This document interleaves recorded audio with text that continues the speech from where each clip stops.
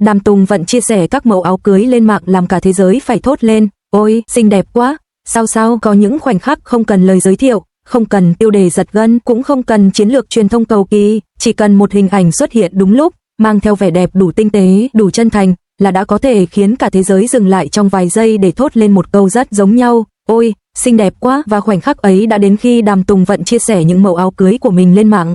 Không phải một buổi công bố rầm rộ, không phải một sự kiện được dàn dựng hoành tráng, chỉ là những bức ảnh được đăng tải nhẹ nhàng kèm theo vài dòng chữ rất giản dị, nhưng đủ để làm rung động hàng triệu ánh nhìn. Những bức ảnh không xuất hiện cùng lúc, chúng được đăng từng chiếc một, như thể người chia sẻ cũng muốn người xem có thời gian để thở cùng cái đẹp. Chiếc váy đầu tiên là dáng cổ điển, màu trắng ngà, phần thân váy ôm nhẹ, tà váy rơi mềm như sương sớm, không cầu kỳ, không phô trương, chỉ có ánh sáng tự nhiên, một phông nền rất đơn giản, và Đàm Tùng Vận đứng đó, không tạo dáng, không diễn, chỉ đứng yên. Người xem dừng lại, không phải vì bất ngờ, mà vì cảm giác dịu dàng mà bức ảnh mang đến.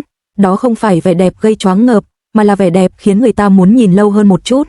Và rồi, những mẫu áo cưới tiếp theo xuất hiện, có chiếc váy mang dáng hiện đại, đường cắt tinh gọn, phần lưng mở vừa đủ, tạo nên sự thanh thoát và tự tin. Có chiếc váy khác lại mang hơi hướng cổ tích, với lớp ren mỏng phủ nhẹ, từng họa tiết nhỏ như được thêu bằng sự kiên nhẫn và yêu thương.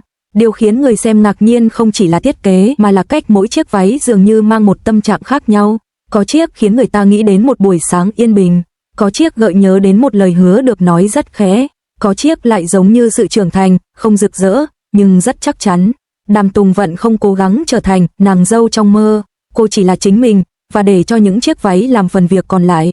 Chỉ sau vài giờ, bình luận tràn ngập dưới mỗi bức ảnh.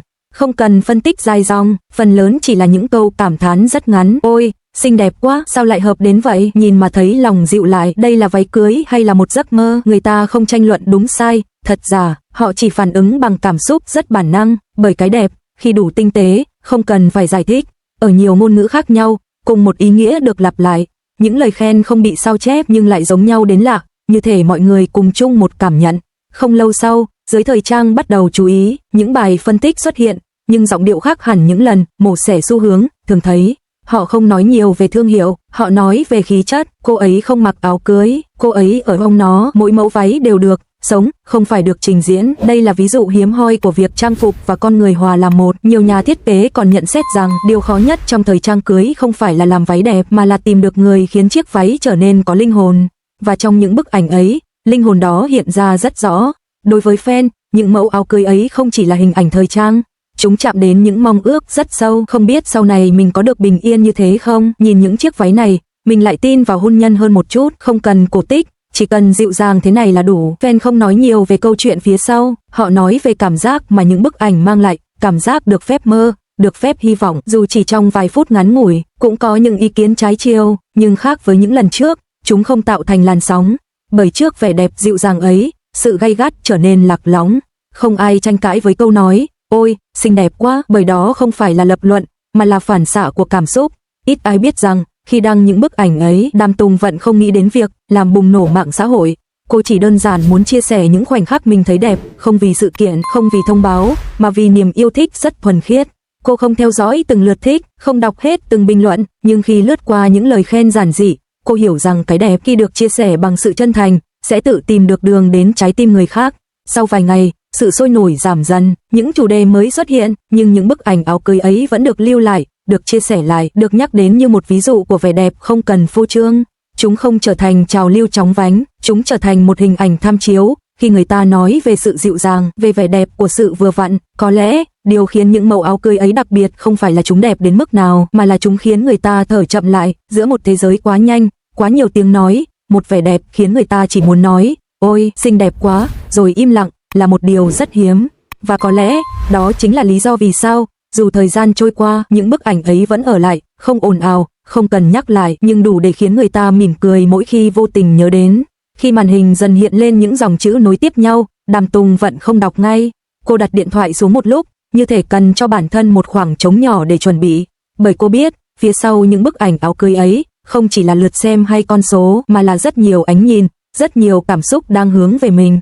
Rồi cô mở lại, lướt chậm, những bình luận đến từ khắp nơi trên thế giới, ở những ngôn ngữ khác nhau, nhưng lại có một điểm chung kỳ lạ, tất cả đều rất mềm, không ngừng ào, không tò mò quá mức, không truy hỏi điều gì phía sau, chỉ là những lời khen giản dị, những câu cảm thán ngắn như thể người viết không muốn phá vỡ bầu không khí mà những bức ảnh mang lại.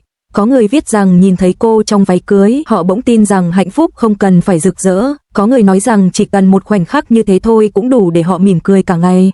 Có người không nói gì nhiều, chỉ để lại một biểu tượng trái tim, rất nhỏ, nhưng rất thành thật. Đàm Tùng Vận đọc, và bất giác mỉm cười, không phải nụ cười của một người vừa được khen ngợi mà là nụ cười của một người nhận ra rằng cảm xúc chân thành, dù đến từ xa đến đâu cũng có thể chạm tới rất gần. Có vài bình luận khiến cô dừng lại lâu hơn, không phải vì chúng nổi bật, mà vì chúng giống với suy nghĩ mà cô từng có trong khoảnh khắc đứng trước ống kính. Chỉ cần bình yên thế này thôi là đủ. Cô chợt nhận ra, hóa ra có những điều không cần phải nói thành lời, chúng vẫn có thể được người khác hiểu. Giữa hàng ngàn phản hồi cũng có những ý kiến trái chiều, nhưng chúng lướt qua rất nhanh, không phải vì cô phớt lờ, mà vì chúng không chạm được vào cảm xúc đang lắng lại trong cô lúc ấy. Cô hiểu, không phải ai cũng cảm nhận cái đẹp theo cùng một cách, và điều đó không làm cô buồn. Cô đặt điện thoại xuống lần nữa, căn phòng trở lại yên tĩnh, ánh sáng buổi chiều rơi nhẹ trên sàn nhà, giống như ánh sáng trong những bức ảnh áo cưới, không rực rỡ, nhưng đủ ấm. Trong khoảnh khắc ấy, Đàm Tùng Vận không nghĩ đến danh xưng, không nghĩ đến những từ ngữ lớn lao, cô chỉ cảm thấy một điều rất đơn giản, thật may mắn khi cái đẹp mình yêu cũng được người khác trân trọng. Và có lẽ, đối với cô, đó đã là một lời hồi đáp đủ đầy nhất rồi. Nhiều năm trôi qua kể từ ngày những bức ảnh áo cưới ấy xuất hiện trên mạng, thế giới đã thay đổi rất nhiều, những xu hướng mới đến rồi đi, những gương mặt mới liên tục xuất hiện, những câu chuyện từng làm người ta thức trắng đêm bàn tán cũng dần rơi vào quên lãng. Nhưng có những khoảnh khắc, dù không còn được nhắc đến mỗi ngày, vẫn lặng lẽ ở lại. Một ngày nọ, trong một buổi tối rất bình thường, có người vô tình lướt lại album cũ đã lưu trong điện thoại. Những bức ảnh ấy hiện ra, không còn sắc nét như lúc đầu, không còn kèm theo hàng ngàn bình luận sôi nổi, nhưng cảm giác thì vẫn vậy. Fan nhìn lại và nhận ra, năm đó, mình đã từng rung động rất thật. Có người lúc ấy còn rất trẻ, lần đầu tiên cảm nhận được vẻ đẹp của sự dịu dàng thông qua một hình ảnh, bây giờ đã trưởng thành, đã trải qua những lựa chọn, những mất còn của cuộc sống. Khi nhìn lại, họ chợt hiểu vì sao năm xưa mình lại dừng lại lâu đến thế trước những bức ảnh ấy.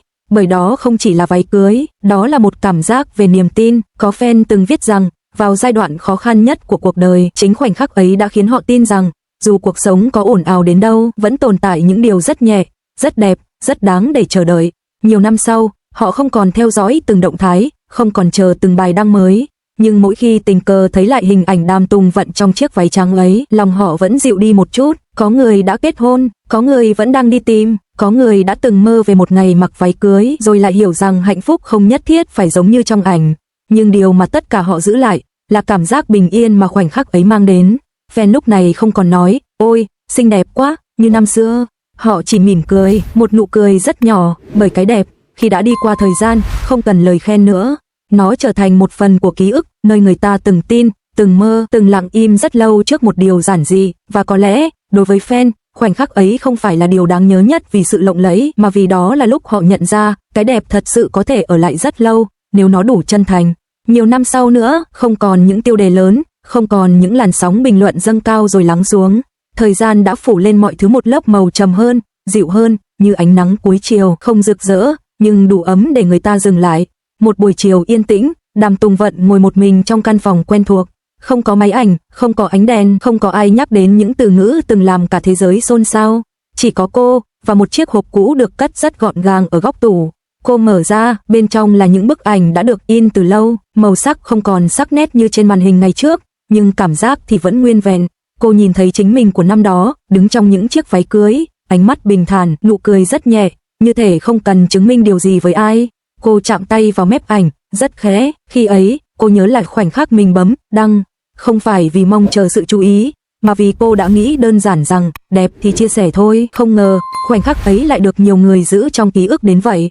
Cô mỉm cười khi nhớ đến những bình luận năm xưa, những câu nói ngắn, vụn vặt nhưng đầy thiện ý. Cô không nhớ rõ từng lời, chỉ nhớ cảm giác được nhìn thấy, nhưng không bị kéo đi, được yêu thích, nhưng không bị chiếm hữu. Thời gian đã dạy cô nhiều điều, rằng những khoảnh khắc ồn ào nhất thường trôi qua rất nhanh, còn những khoảnh khắc lặng lẽ, nếu đủ chân thành, sẽ ở lại lâu hơn rất nhiều.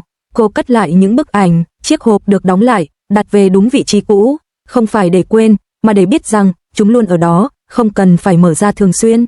Khi đứng dậy, cô không mang theo hình ảnh váy cưới, không mang theo những lời khen năm ấy. Cô chỉ mang theo một cảm giác rất quen, cảm giác mình đã từng sống trọn vẹn trong một khoảnh khắc đẹp, và điều đó là đủ. Ngoài cửa sổ, Ánh chiều buông xuống rất chậm, và ở đâu đó trong ký ức của rất nhiều người, khoảnh khắc ấy vẫn tồn tại, không như một sự kiện, mà như một mảnh dịu dàng của thời gian đã từng ghé qua, rồi ở lại, rất khẽ.